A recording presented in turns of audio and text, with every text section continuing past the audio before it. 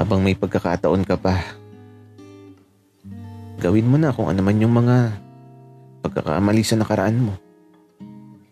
Gawin mong tama sa kasalukuyan ng minsang sana di nagbago kung naging tama ang desisyon mo sa nakaraan mo.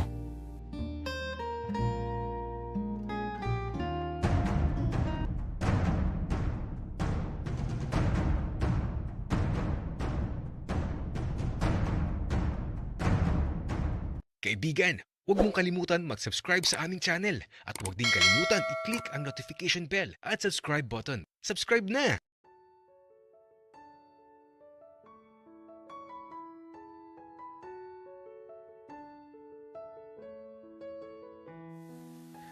Bakit ako matatakot na sabihin at gawin ang mga nararamdaman ko kung ito ay totoo sa puso ko? Wala namang masama na tanggapin ang katotohanan. Basta, sundin mo lang yung puso mo kung saan ka magiging masaya.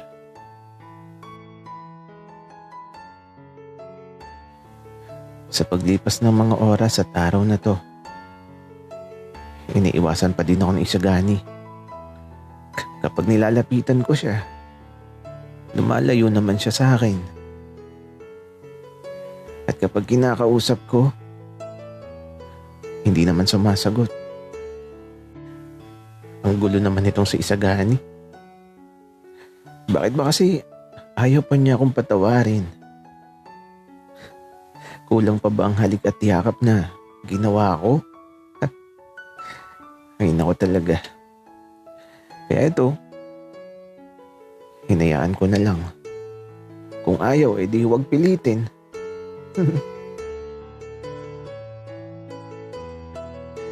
Oh, anak, Isagani. Kamusta naman ang maghapon nyo dito? Kamusta ang kapatid mo? Okay lang, nanay.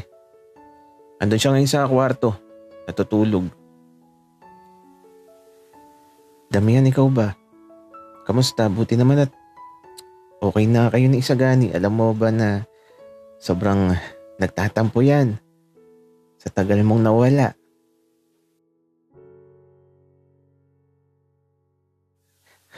Nako, parang hindi naman po. Wika ako tapos ito, hinawakan ko yung pisngi ni Isagani at kinurot ko. Damian, ano ba? Bakit ba lagi mo na lang kinukurot ang pisngi ko? Wala lang. Namiss lang kita, Isagani. Anak, Isagani. Bakit nakasimangot ka? Ayusin mo nga yung itsura mo. Nanay naman kasi. Ang kulit ni Damian. Anak, ano ka ba? Namiss ka lang ni Damian. Hayaan mo na. Ikaw talagang bata ka. At eto, iniwan ako ni Isagani dito sa kusina.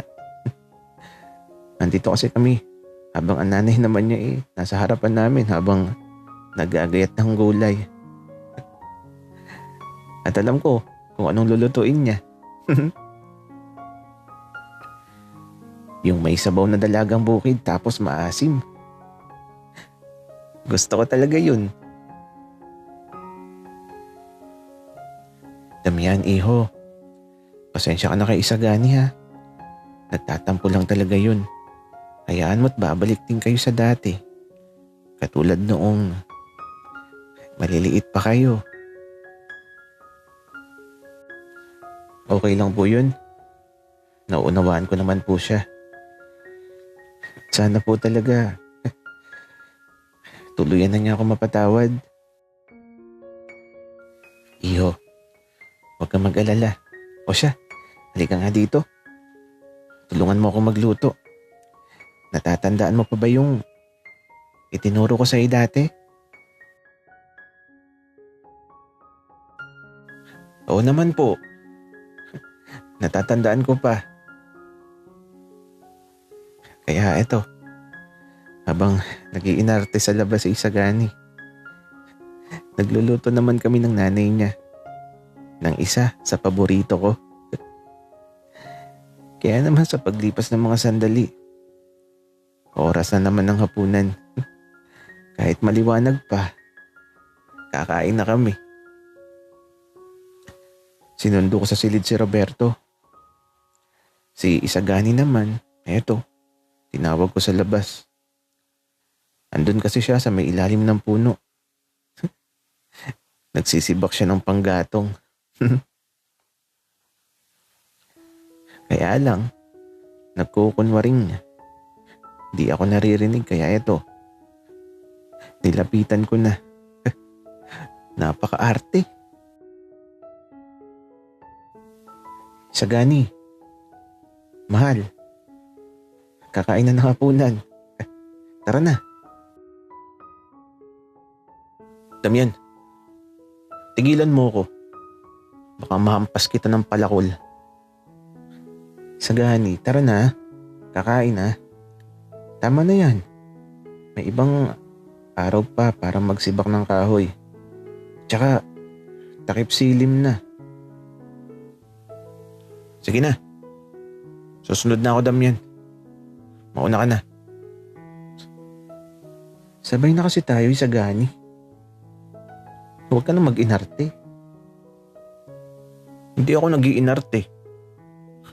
Nainis ako sa'yo. Alam mo, Isagani, paulit-ulit ka. Tara na. Itigil mo na yan. Tsaka Isagani, kung naiinis ka, okay, sige. Di na kita kukulitin. Pag galing ni Roberto, di mo na ako makikita. Para, di ka na mainis. At eto, iniwan ko na siya. Kung ayaw niya, di wag. Kaya ito, pagbalik ko sa bahay nila. Si Isagani naman eto. Sumunod na sa akin. At habang kumakain kami, tahimik lang siya. Pero, iba sa mga sandaling to, parang may mali.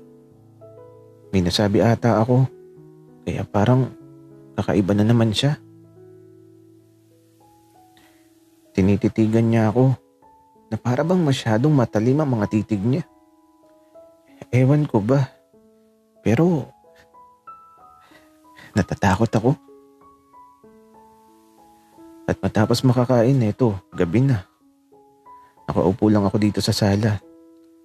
At mula sa gaserang nasa may gitna ng lamesa sa kusina, nabibigyan ito ng liwanag ang buong tahanan nila Isagani.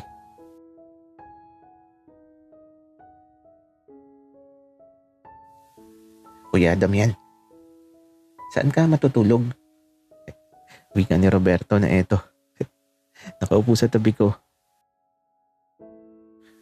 Kahit saan, Roberto. Ikaw ba? Saan ka matutulog?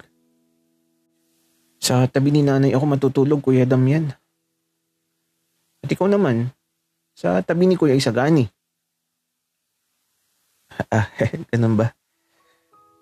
Di, masaya pala.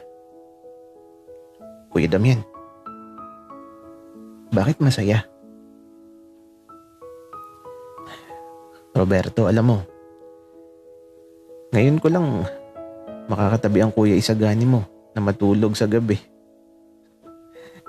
Kaya naman, kinakabahan ako. Kuya Damian, hahalikan mo ba ulit siya? Katulad ng ginawa mo kanina. Yung sapilitan, tapos walang kawala. Hoy, Roberto. Anong sinasabi mo? Matulog ka na. Ikaw naman, Damian. Doon ka na lang sa tabi kong matulog. Pika ni Isagani. Nakakalabas lang sa silid niya. At eto, nakakatawa si Roberto. Ang pangit maglakad. At si Isagani naman bumalik na sa silid niya. Kaya naman, susunod na ako. Baka magalit kapag di ako tumabi kaagad sa kanya.